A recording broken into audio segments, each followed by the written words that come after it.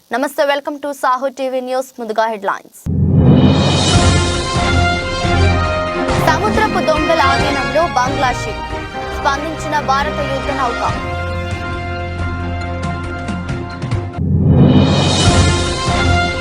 Delhi liquor policy కేసులో ఢిల్లీ సీఎంకు ఊరట, కేజ్రీవాల్ కు బెయిల్ మంజూరు చేసిన ధర్మాసనం.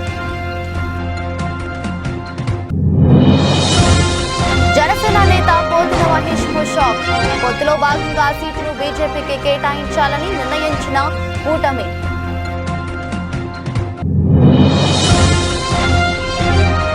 పవన్ కళ్యాణ్ ను ఓడించడమే లక్ష్యంగా వైసీపీ ప్లాన్, హాట్ గా పిఠాపురం పాలిటిక్స్.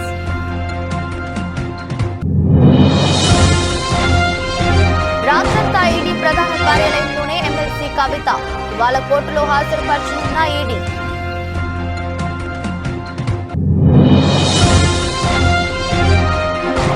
ట్రాన్సిట్ వారెంట్ లేకుండా ఎలా అరెస్టు చేశారు, ఈడీ అధికారులను నిలిపిసిన కేటీఆర్.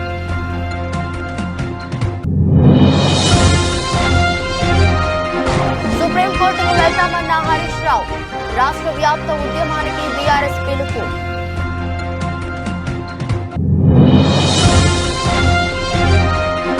నేడు రాజకీయాల్లో హీరోను పవన్ పై ముద్రగడ ఫైర్.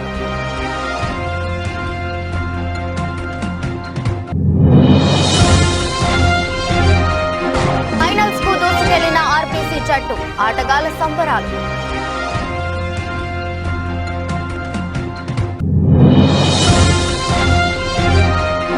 అల్లు అర్జున్ ని పట్టుకుని ఏడ్ చేసిన అభిమాని, నెట్టింట వైరల్ అవుతున్న వీడియో.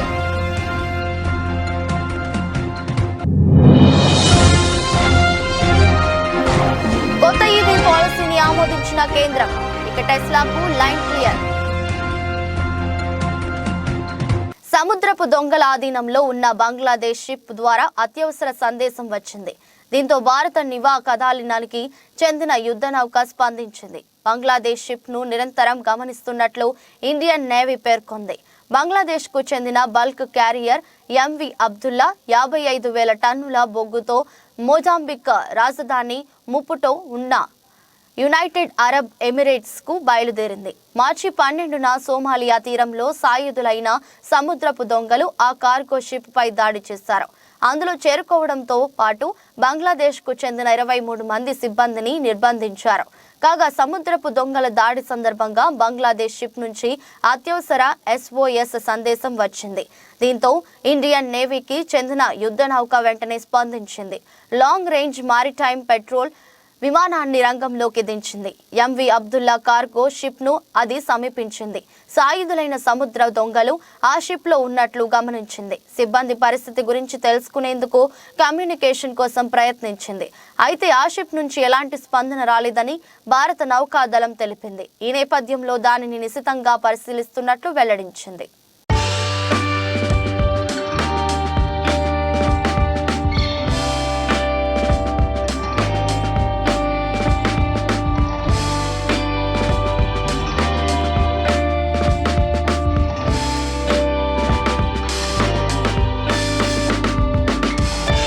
ఢిల్లీ లిక్కర్ పాలసీ కేసులో ఢిల్లీ సీఎం అరవింద్ కేజ్రీవాల్ కు ఊరట లభించింది. కేజ్రీవాల్ కు రౌస్ అవెన్యూ కోర్టు ముందస్తు బెయిల్ మంజూరు చేసింది.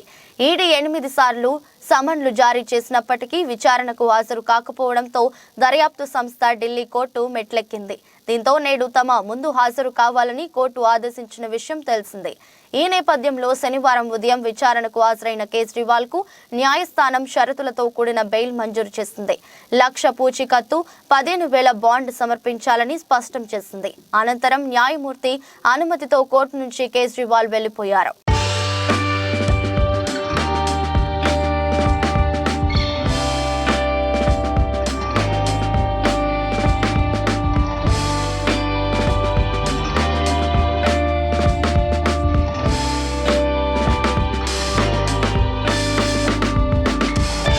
విజయవాడ వెస్ట్ టికెట్ కేటాయింపుపై ఉత్కంఠ వీడింది. ఆ సీటును బీజేపీకి కేటాయించాలని కూటమి నిర్ణయించింది. ఇప్పటి వరకు విజయవాడ వెస్ట్ టికెట్ ను జనసేనకే కేటాయిస్తారని ప్రచారం జరిగింది. జనసేన తరపున పోతిన మహేష్ పోటీకి సిద్ధమయ్యారు. కానీ ఆ సీటుని పొత్తులో భాగంగా బీజేపీకి వెళ్లిపోయింది. బీజేపీ అధిష్టానం అభ్యర్థి ఎంపికపై అన్వేషణ మొదలుపెట్టింది. విజయవాడ వెస్ట్ సీటు కోసం బీజేపీ నుంచి 3 నేతలు పోటీ పడుతున్నారు. బీసీ సామాజిక వర్గానికి చెందిన అడ్డూరి శ్రీరామ్, గోలగాని రవికృష్ణ టికెట్ ఆశిస్తున్నారు. ఆర్యవైశ్య సామాజిక వర్గానికి చెందిన పోలిశెట్టి రవికుమార్ కూడా విజయవాడ పశ్చిమ నుంచి పోటీ చేసేందుకు ఆసక్తిగా ఉన్నారు. మొత్తానికి 1-2 రోజుల్లో విజయవాడ వెస్ట్ అభ్యర్థిపై క్లారిటీ రానుంది.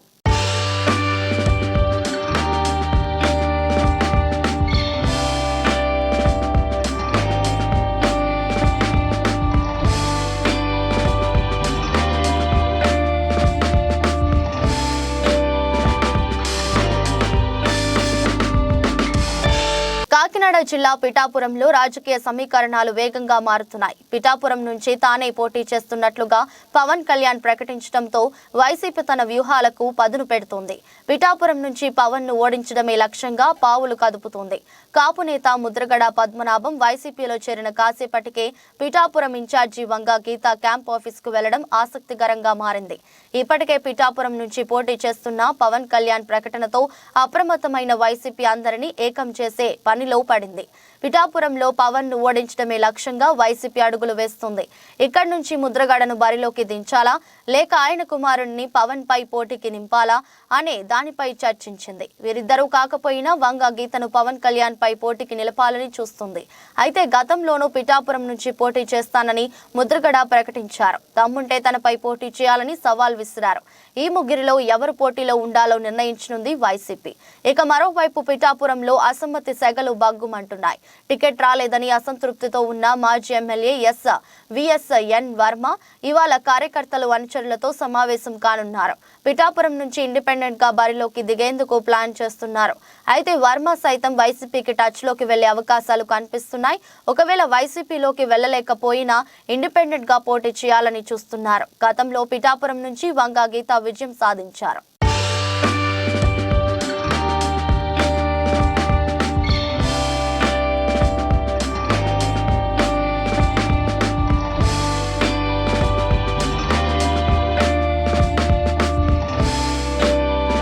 సంచలనం సృష్టించిన ఢిల్లీ లిక్కర్ స్కామ్ కేసులో బీఆర్ఎస్ ఎమ్మెల్సీ కవితను శుక్రవారం ఈడీ అధికారులు అరెస్టు చేసిన విషయం తెలిసిందే. ఈ కేసు తెర మీదకు వచ్చిన 1.5 తరువాత కవిత అరెస్ట్ అయ్యారు. సౌత్ గ్రూప్ సభ్యుల్లో కవితదే చివరి అరెస్ట్ అయిన వారు ఇచ్చిన స్టేట్మెంట్ల ఆధారంగా పలుమార్లు నోటీసులు ఇచ్చి విచారించారు. ఈ నేపథ్యంలోనే శుక్రవారం కవిత ఇంట్లో రైడ్స్ చేసి ఈడీ అధికారులు ఆమెను అరెస్టు చేశారు. హైదరాబాద్ విమానాశ్రయంలో రాత్రి 8:45 ఆమెను విమానంలో ఢిల్లీకి ఈడీ అధికారులు తరలించారు. రాత్రి 11:30 కవిత ఢిల్లీ ఎయిర్పోర్టుకు చేరుకున్నారు. దీంతో ఆమెను అక్కడి నుంచి ఈడీ అధికారులు ప్రత్యేక కారులో ఎన్ఫోర్స్మెంట్ ప్రధాన కార్యాలయంకు తరలించారు. రెగ్యులర్ రూట్లో కాకుండా వేరే మార్గంలో కవితను తరలించారు. అప్పటికే కార్యాలయం వద్దకు వైద్య బృందం చేరుకోవడంతో కవితకు వైద్య పరీక్షలు నిర్వహించారు. కవిత రాత్రంతా ఈడీ కార్యాలయంలోనే ఉన్నారు. కవిత వెంట ఆమె భర్త అనిల్ కుమార్, న్యాయవాది మోహిత్ రావు ఉన్నారు. ఈడీ కార్యాలయం వద్ద 144 సెక్షన్ విధించారు. భారీగా పోలీసులను మోహరించారు. బారికేడ్లు ఏర్పాటు చేసి కట్టుదిట్టమైన భద్రతను ఏర్పాటు చేశారు. ఈడీ కార్యాలయంకు వెళ్లే 3 మార్గాల్లో 2 మూసివేశారు. బీఆర్ఎస్ శ్రేణులు నిరసనకు దిగే అవకాశం ఉండటంతో భద్రతను కట్టుదిట్టం చేశారు. కవితను ఇవాళ ఢిల్లీలోని రౌస్ అవెన్యూ కోర్టులో ఈడీ అధికారులు హాజరుపరచనున్నారు. Liquor policy, money laundering case దర్యాప్తు కోసం నాగ్పాల్ బెంచ్ ముందు హాజరుపరచనున్నారు. కవితను ఈడీ అధికారులు కస్టడీకి కోరనున్నారు.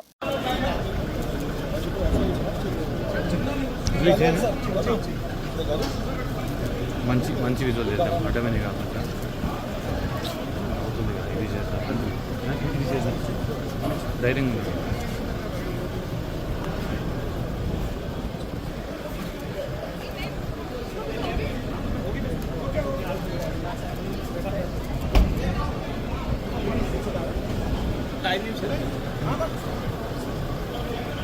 బీఆర్ఎస్ ఎమ్మెల్యే మాజీ మంత్రి కేటీఆర్ పై ఈడీ అధికారులు బంజారాహిల్స్ పోలీస్ స్టేషన్లో ఫిర్యాదు చేశారు. కవిత అరెస్టు సమయంలో ఆయన తమ విధులకు ఆటంకం కలిగించారని ఆరోపించారు. ఈ మేరకు ఈడీ మహిళా అధికారి ప్రియా మీనా బంజారాహిల్స్ పోలీసులకు ఫిర్యాదు చేశారు. కవిత అరెస్టు సమయంలో ఈడీ అధికారులపై కేటీఆర్ పలు ప్రశ్నలు సంధించిన విషయం తెలిసిందే. సుప్రీంకోర్టులో కవిత పిటిషన్ పెండింగ్ లో ఉండగా ఎలా అరెస్టు చేస్తారని ఆయన ప్రశ్నించారు. కవితను అరెస్టు చేయబోమని సుప్రీంకోర్టుకు చెప్పి ఇప్పుడు ఎలా ఆమెను అదుపులోకి తీసుకుంటున్నారని ప్రశ్నించారు. శని ఆదివారాలు కోర్టుకు సెలవని తెలిసే శుక్రవారం అరెస్టు చేసేందుకు వచ్చారని కేటీఆర్ ఆరోపించారు. ఇందుకు సంబంధించిన వీడియోలు ప్రసార మాధ్యమాల్లో బాగా వైరల్ అయ్యాయి.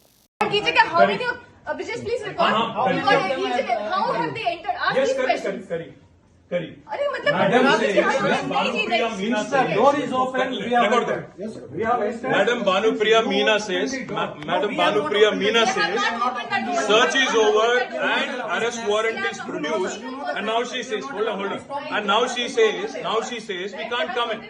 Family cannot come in, and she also says that she has no transit warrant, she cannot produce before a magistrate, but she wants to make a case. Listen, you have given an undertaking in Supreme Court, and now you're violating it. You are in serious trouble. You're in serious trouble. You have the legal remedy always available. I'm telling you, you have come here on a Friday. Delhi liquor scam కేసులో BRS MLC కవితను ED అధికారులు arrest చేసిన నేపథ్యంలో దీనిపై మాజీ మంత్రి హరీష్ రావు మండిపడ్డారు. ఇవాళ ఆయన హైదరాబాద్ లో మీడియా సమావేశంలో మాట్లాడుతూ రాజకీయ కుట్రలో భాగంగానే కవితను అరెస్టు చేశారని చెప్పారు. కవిత అరెస్టును సుప్రీంకోర్టులో ఎదుర్కొంటామని తెలిపారు. మహిళలను ఈడీ అరెస్టు చేసే విషయంలో సుప్రీంకోర్టు విచారణ జరుగుతుందని అన్నారు. కవితను ఉన్నట్టుండి అత్యవసరంగా ఎందుకు అరెస్టు చేయాల్సి వచ్చిందని నిలదీశారు. కవిత అరెస్టు అప్రజాస్వామికమని హరీష్ రావు చెప్పారు. రాజకీయ దురుద్దేశంతో అరెస్టు చేశారని తెలిపారు. గత 18 నెలలుగా బీజేపీ నేతలు అరెస్టు చేస్తామని ప్రకటనలు చేస్తున్నారని అన్నారు. రేపు పార్లమెంట్ ఎన్నికల షెడ్యూల్ వస్తుందని, అందుకే రాజకీయ లబ్ధి కోసం కాంగ్రెస్ బీజేపీ కుట్రలు పన్నాయని చెప్పారు. తమకు అరెస్టులు, వేధింపులు కొత్త కాదని తెలిపారు. మమతా బెనర్జీ, నళిని బెనర్జీ, కవిత కేసులపై సుప్రీంకోర్టు విచారిస్తుందని అన్నారు. పార్లమెంట్ ఎన్నికల్లో దెబ్బతీసేందుకు బీజేపీ కుట్రలు పన్నుతుందని చెప్పారు. కవిత అరెస్టుకు నిరసనగా అన్ని నియోజకవర్గాల్లో నిరసన కార్యక్రమాలు నిర్వహిస్తామని చెప్పారు. కాంగ్రెస్ బీజేపీ కుమ్మక్కైన ప్రజాక్షేత్రంలో ఎదుర్కొంటామని తెలిపారు. ఈ రెండు పార్టీలకు శిక్ష తప్పదని అన్నారు. కవిత అరెస్టుకు నిరసనగా రాష్ట్ర వ్యాప్త ఉద్యమం చేపడతామని బీఆర్ఎస్ ప్రకటించింది.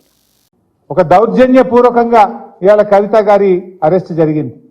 ఇది గతంలో కూడా జరిగింది, మీరు అందరు చూస్తున్నారు. మా మంత్రులు గంగుల కమలాకర్ గాని, ఇతర మంత్రులు, మా పార్లమెంట్ సభ్యులు, మా శాసనసభ్యుల మీద కూడా ఇలాంటి ప్రయత్నాలు జరిగినాయి. అటు ఈడీ కేసులు, ఇటు రాష్ట్ర ప్రభుత్వ అక్రమ కేసులు, ఇలా అనేక రకాల మా పార్టీ నాయకుల మీద కూడా కుట్ర జరిగింది. ఒకవైపు మా ఎమ్మెల్యేలను కొనుగోలు చేసే ప్రయత్నం కూడా ఇదే బీజేపీ నాయకులు చేసిన విషయం కూడా మనందరికీ తెలుసు. అంటే ఇది ఒక రకంగా రాజకీయంగా మా మీద కక్ష సాధింపు చర్యలకు పాల్పడతా ఉన్నారు. ఎందుకంటే ఇదంతా కూడా ఒక కక్షతో చేస్తున్నటువంటిదే తప్ప ఇంకోటేం కాదు. ఈ అప్రజాస్వామిక చర్యలకు నిరసనగా ఈరోజు కవిత గారి అరెస్టుకు నిరసనగా రాష్ట్ర వ్యాప్తంగా కూడా రేపు అన్ని నియోజకవర్గ కేంద్రాల్లో పెద్ద ఎత్తున నిరసన కార్యక్రమాలు చేయాలని చెప్పి పార్టీ పిలుపునిస్తా ఉంది. ఎందుకంటే ఈరోజు ఈ అరెస్ట్ అనేది కేవలం రాజకీయంగా ప్రేరేపితమైంది. 1 సంవత్సరంన్నర కింద కవిత గారిని విట్నెస్ కింద నోటీస్ ఇచ్చారు. ఏడాదిని అర్థం తర్వాత ఇవాళ అక్యూజ్డ్ కింద మేము అరెస్ట్ చేస్తున్నామంటారు. అంటే ఏడాదిని అర్థం ఏం చేసిండు మరి మీరు? ఈ 1.5 years నుంచి ఏం చేసిండు? రేపు పార్లమెంట్ ఎన్నికల నోటిఫికేషన్ వస్తే ఇవాళ అరెస్ట్ చేయడం అనేటువంటిది ఇది పూర్తిగా రాజకీయ దురుద్దేశంతో, ఒక కుట్రతో చేసినటువంటిదే తప్ప ఇంకోటేమీ కాదు. రాజకీయ పరంగా తాను తీసుకున్న నిర్ణయంపై సోషల్ మీడియాలో జరుగుతున్న ప్రచారాన్ని కాపు ఉద్యమ నేత ముద్రగడ పద్మనాభం ఖండించారు. ఈ క్రమంలో జనసేన పార్టీ, ఆ పార్టీ అధినేత పవన్ కళ్యాణ్ పైన ఆయన మండిపడ్డారు. శనివారం ఉదయం కిర్లంపూడిలో ముద్రగడ మీడియాతో మాట్లాడుతూ ఘనమైన కుటుంబ చరిత్ర మాది. నిన్న సీఎం జగన్ సమక్షంలో వైఎస్ఆర్సీపీలో చేరా, కానీ ఇప్పుడు నాపై సోషల్ మీడియాలో తప్పుడు రాతలు రాస్తున్నారు. నేను రాజకీయాల్లోకి రావడానికి కాపులు కారణం కాదు. బేషరతుగానే వైఎస్ఆర్సీపీలో చేరా, ప్రజలకు సేవ చేయడానికి ఈ పార్టీని ఎంచుకున్నా. కాపులు, దళితుల కోసం నేను ఉద్యమించా. దళితుల భిక్షతోనే ఈ స్థితికి వచ్చా. కిర్లంపూడి సర్పంచ్ పదవులు వస్తే బీసీని గెలిపించాను. ఏ ఉద్యమం చేసినా బీసీలు, దళితులే ముందుండి నడిపించారు. నా వర్గాన్ని, నా మనుషులను కాపాడుకోవడానికి ఏమైనా చేస్తాను. రాజకీయాల్లో మొలతాడు లేనివాడు ఇప్పుడు నాకు పాఠాలు చెప్తున్నాడు. అసలు మీరు చెప్పినట్లు నేను ఎందుకు రాజకీయం చేయాలి? నాకు చెప్పడానికి ఆయన ఎవరు? అసలు చంద్రబాబు 5 ఏళ్ల పాలనలో అసలు పవన్ ఎక్కడ ఉన్నాడు? కాపు జాతిని అవమానించినప్పుడు పవన్ ఎందుకు స్పందించలేదు? మీరు సినిమాల్లో హీరో కావచ్చు, రాజకీయాల్లో మాత్రం నేనే హీరోను అంటూ ముద్రగడ వ్యాఖ్యానించారు. మొన్న స్నేహితుడు కాదు సార్, నాకు మా సైకిల్ ర్యాలీకి 6,000 మందికి భోజనం వండించాడు సార్. అప్పటి నుంచి మా ఇద్దరికి బంధం. అంచేత వచ్చే నమస్కారం సార్ సీన్ గారు, రాబోతే 2 నమస్కారాలు. వాళ్ళ పర్మిషన్ కావాలా వాళ్ళకి, బస్సు వచ్చి ఉండవు అని చెప్పడం జరిగింది సార్. అదిగో ఇదిగో అదిగో ఇదిగో అని చెప్పేసి నేను అన్నాను సార్. తర్వాత వాసు గారు ఆయన వచ్చారండి, కలుస్తాను. ఏంటికండి 70-80 సీట్లు పోటీ చేయండి, ముఖ్యమంత్రి షేరింగ్ అడగండి, నేను శరీరం దాచుకోకుండా పని చేస్తానని చెప్పాను. 20 సీట్ల కోసం నన్ను ఎందుకు ఆహ్వానిస్తారు? ఎందుకండి దేనికోసం సేవ చేయాలా? మీకు ముఖ్యమంత్రి ఎట్లా చెప్పండి. ఫస్ట్ మీకు ముఖ్యమంత్రి మీకు 2, 3 చంద్రబాబు నాయుడు గారు పంచుకుందాం, 70-80 సీట్లు తీసుకోండి అని ఆఫర్ చేసి ఉంటే అప్పుడు చెప్పండి సార్, నేను చేస్తాను. ఇంకోటి కూడా చెప్పాను సార్ వాసు గారికి, అయ్యా వాసు గారు, చంద్రబాబు నాయుడు గారు జైలుకి వెళ్ళిన తర్వాత వారి గ్రాఫ్ పూర్తిగా భూస్థాపితం అయిపోయింది. పవన్ కళ్యాణ్ గారు జైలుకి వెళ్ళి చూసి వచ్చిన తర్వాత బయటకు వచ్చి భరోసా ఇచ్చిన తర్వాత గ్రాఫ్ విపరీతంగా పెరిగిందండి. మీ వల్ల పెరిగింది గ్రాఫ్. చంద్రబాబు నాయుడు గారు ఏం చేయాలా? కళ్యాణ్ గారు జరిగిపోయింది, ఇద్దరు ఆఫ్ పోటీ చేసుకుందాం, ముందు మీరు 2 తీసుకోండి, తర్వాత నాకు 3 ఇవ్వండి అడిగి ఉండాలా వాసు గారు? అటువంటి మాట కూడా పొందడానికి మీకు. మహిళల ప్రీమియర్ లీగ్ 2024 టోర్నీలో స్మృతి మంథానా నేతృత్వంలోని ఆర్సీబీ జట్టు ఫైనల్లోకి దూసుకెళ్లింది. ఎలిమినేటర్ మ్యాచ్ లో ఆర్సీబీ జట్టు 5 పరుగుల తేడాతో హర్మన్ ప్రీత్ కౌర్ నేతృత్వంలోని ముంబై జట్టుపై విజయం సాధించింది. దీంతో ఇప్పటికే ఫైనల్ కు వెళ్లిన ఢిల్లీ జట్టుతో ఆర్సీబీ జట్టు ఆదివారం ఢిల్లీ మైదానంలో తలపడనుంది. చివరి బాల్ వరకు ఉత్కంఠ భరితంగా సాగిన మ్యాచ్ లో ఆర్సీబీ జట్టు పైచేయి సాధించింది.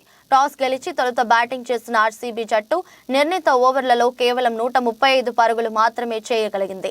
ఆర్సీబీ బ్యాటింగ్ ప్రారంభంలో పేవలంగా సాగింది. 34 పరుగులకే 3 వికెట్లు కోల్పోయింది. కెప్టెన్ స్మృతి మందన కేవలం 10 పరుగులకే అవుట్ అయింది. కష్టాల్లో ఉన్న ఆర్సీబీ జట్టును ఎల్లిస్ ఫారీ ఆదుకుంది. ఎల్లిస్ 50 బంతుల్లో 66 పరుగులు చేసింది. చివరిలో జార్జియా వేర్ హోమ్ 10 బంతుల్లో 18 పరుగులు చేయడం జట్టు స్కోర్ 135 పరుగులకు చేరింది. 136 పరుగుల లక్ష్యంతో బ్యాటింగ్ ప్రారంభించిన ముంబై ఆటగాళ్లు ధాటిగా ఆడలేకపోయారు. దీంతో 10 ఓవర్లకు 68 పరుగులు చేసిన 3 వికెట్లు కోల్పోయింది. హర్మన్ ప్రీత్ కౌర్ 33 పరుగుల వ్యక్తిగత స్కోర్ వద్ద అవుట్ అయింది. దీంతో మ్యాచ్ క్రమంగా ఆర్సీబీ జట్టు వైపు మళ్లింది. ఆఖరి ఓవర్లో 12 పరుగులు అవసరం కాగా తొలి 3 బంతులకు 4 పరుగులే వచ్చాయి. 4వ బంతికి పూజ 4ను అవుట్ అయింది. ఆ తరువాత 2 బంతులకు 2 పరుగులు రావడంతో ముంబై జట్టు నిర్ణీత ఓవర్లలో 130 పరుగులు మాత్రమే చేయగలిగింది. దీంతో ఆర్సీబీ జట్టు విజయం సాధించి ఫైనల్స్ కు దూసుకెళ్లింది. ఫైనల్స్ కు చేరడంతో ఆర్సీబీ జట్టు ప్లేయర్లు సంబరాలు చేసుకుంటున్నారు. ఇందుకు సంబంధించిన వీడియో సోషల్ మీడియాలో వైరల్ గా మారింది.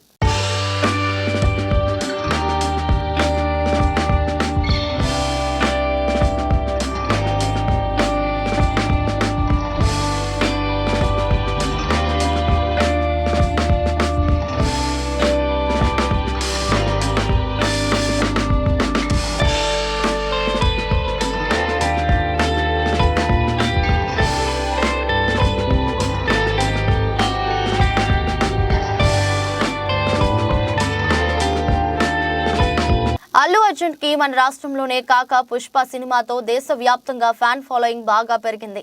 అల్లు అర్జున్ ఆర్మీ అని అభిమానులు హంగామా చేస్తుంటారు. ప్రస్తుతం అల్లు అర్జున్ పుష్ప 2 సినిమా షూట్ లో బిజీగా ఉన్నారు. ఇటీవల వైజాగ్ కి అల్లు అర్జున్ వెళ్తే అభిమానులు భారీగా వచ్చి బన్నీని ర్యాలీగా తీసుకువెళ్లిన సంగతి తెలిసిందే. ఇక ఫేవరెట్ హీరోలని కలవాలని, వాళ్లతో ఫోటోలు దిగాలని, వారితో మాట్లాడాలని అభిమానులు ఎదురు చూస్తుంటారు. ఒక్కోసారి సినిమా ఈవెంట్స్ లో సడన్ గా స్టేజ్ ఎక్కేసి తమ హీరోని కలవాలని కూడా ప్రయత్నిస్తుంటారు అభిమానులు. కొంతమంది తమ హీరోని కలిస్తే ఆనందంతో సంబరపడతారు. తాజాగా ఓ అభిమాని అల్లు అర్జున్ ని కలిశాడు. దీంతో అల్లు అర్జున్ ని హత్తుకొని తీసుకొని ఆనందంతో ఏడ్చాడు. బన్నీ సెక్యూరిటీ అతన్ని పక్కకి పంపించేద్దామని ట్రై చేసినా అల్లు అర్జున్ వారించి అతన్ని ఓదార్చాడు. అల్లు అర్జున్ ఆ అభిమానిని దగ్గరికి తీసుకుని హత్తుకొని ఓదార్చాడు. దీంతో ఆ అభిమాని చాలా సంతోషంగా పొంగిపోయాడు. ఈ వీడియో ప్రస్తుతం సోషల్ మీడియాలో వైరల్ గా మారింది. ఇది కదా మా హీరో అంటూ బన్నీ అభిమానులు ఈ వీడియోను తెగ షేర్ చేస్తున్నారు. ఈ సంఘటనతో మరోసారి బన్నీని అంతా అభినందిస్తున్నారు.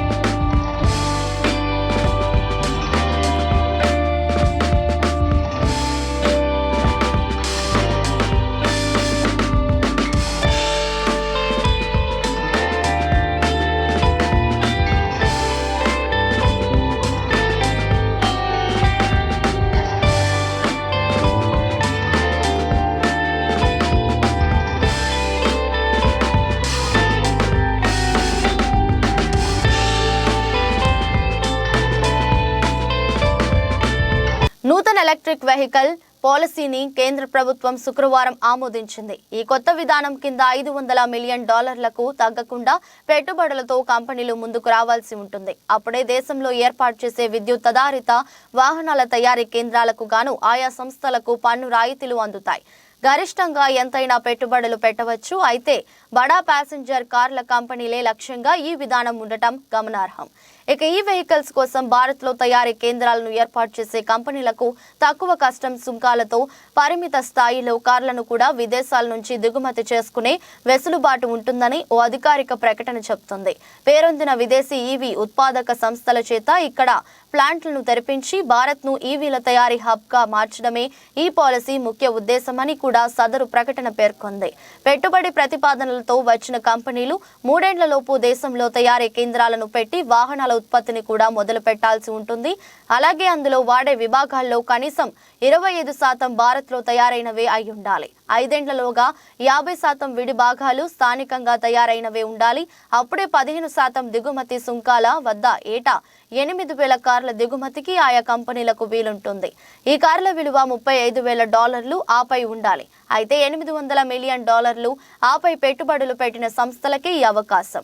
ఈ ప్రోత్సాహకాలు కూడా తొలి 5 ఏళ్ల వర్తిస్తాయి. ప్రస్తుతం పూర్తిగా విదేశాల్లోనే తయారై దేశంలోకి దిగుమతి అవుతున్న ఈవీ కార్లపై వాటి ధరలు, ఇంజిన్ పరిమాణం ఆధారంగా 60 నుంచి 100% వరకు సుంకాలు పడుతున్నాయి.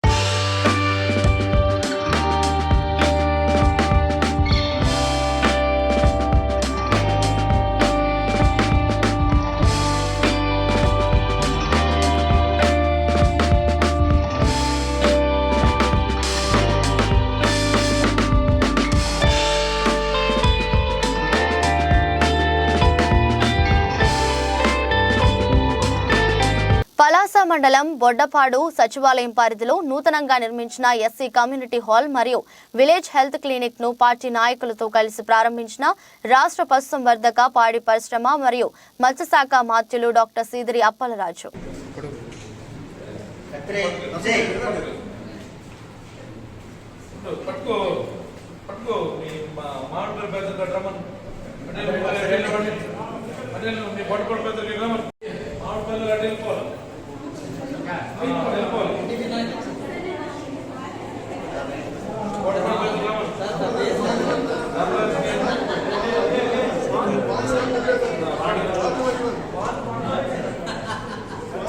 తెలంగాణ రాష్ట్రంలో ఇప్పుడు ఉన్న ప్రభుత్వం ఇందిరమ్మ పాలన, ప్రజాపాలన, ప్రజల వద్దకు పాలన అని చెప్పుకునే ఈ ప్రభుత్వ పాలకులు ఈరోజు తెలంగాణలో పాలన ఎలా ఉందో పాలకులు గమనించాలి. ఇప్పుడు ఉన్న ప్రభుత్వం ముఖ్యమంత్రి రేవంత్ రెడ్డి అన్న అధికారంలోకి వచ్చిన 2 రోజుల్లోనే 2 లక్షల రుణమాఫీ చేస్తానని మాట అన్నారు. వచ్చిన తర్వాత దానిని కాకులకు తన్నారు. ఇప్పటికీ మీరు అధికారంలోకి వచ్చిన వెంటనే రుణమాఫీ చేసి ఉంటే కొంతమంది రైతులను కాపాడేవారు. ఇప్పటికీ కూడా రైతులు ఆత్మహత్యలు చేసుకుంటూనే ఉన్నారు. మీరు 2 లక్షల రుణమాఫీ చేయలేదు. ఆర్థిక ఇబ్బందులతోటి వడ్డీలు కట్టలేక బ్యాంకుల చుట్టూ లోన్ల కోసం తిరుగుతుంటే బ్యాంకులు లోన్లు ఇవ్వలేక ఇవాళ ఆత్మహత్యలు చేసుకునే పరిస్థితి తెలంగాణలో ఉంది. ఒకసారి ప్రభుత్వ పెద్దలు ఆలోచించాలి. మీరు కూడా రైతు కుటుంబం నుంచి వచ్చిన వారే.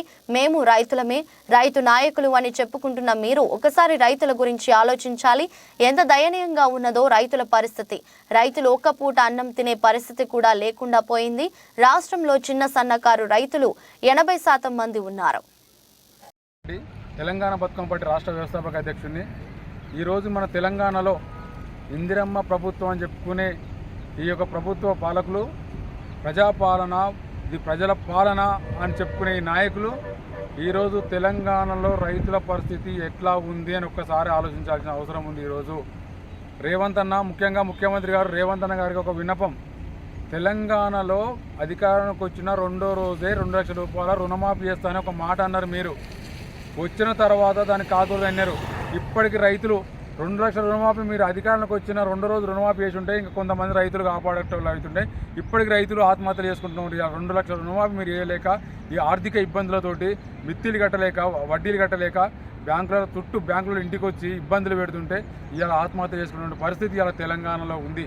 ఒక్కసారి ఆలోచించాలి. రైతులకు ఎలాంటి పరిస్థితుల్లో మీరు రైతు కుటుంబం, మేము రైతు నాయకులు అని చెప్పుకుంటున్నాను. మీరు ఈరోజు రైతుల పరిస్థితి ఒకసారి ఆలోచించాలి. రైతులు ఎంత దయనీయంగా ఉండే వాళ్ళ పరిస్థితి. ఒక పూట అన్నం పండించే రైతన్నకు ఒక పూట అన్నం, ఒక బుక్కడు అన్నం కడుపులో పోయి కూడా ఇలా లేని పరిస్థితి ఇవాళ రైతు ఉన్నాడు. చిన్న సన్నకారు రైతులు. వార్తలు ముగించే ముందు మరోసారి హెడ్లైన్స్. సముద్రపు దొంగల ఆధీనంలో బంగ్లా షిప్, స్పందించిన భారత యుద్ధ నౌక.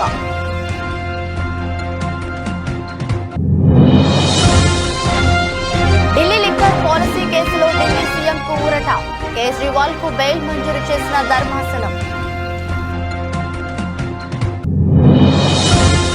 జనసేన నేత పోతుల మహేష్ కు షాక్. పొత్తులో భాగంగా సీటును బీజేపీకి కేటాయించాలని నిర్ణయించిన కూటమి.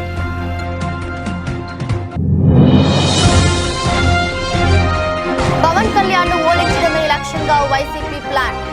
హాట్ గా పిఠాపురం పాలిటిక్స్.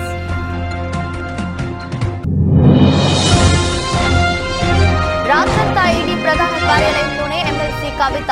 ఇవాళ కోర్టులో హాజరుపరచనున్న ఈడీ.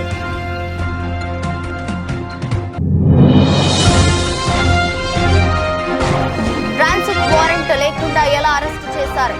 ఈడీ అధికారులను నిలిపిసిన కేటీఆర్.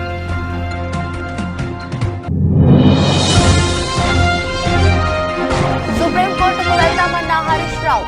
రాష్ట్ర వ్యాప్త ఉద్యమానికి బీఆర్ఎస్ పిలుపు.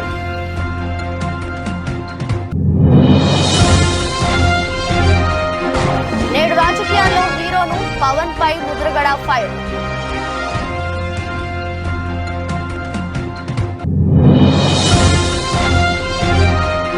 ఫైనల్స్ కు దూసుకెళ్లిన ఆర్బీసీ జట్టు. ఆటగాళ్ల సంబరాలు.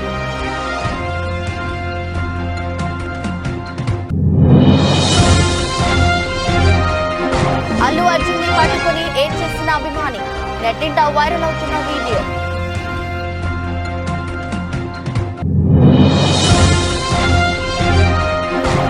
కొత్త ఈవీ పాలసీని ఆమోదించిన కేంద్రం. ఇక టెస్లాకు లైన్ క్లియర్.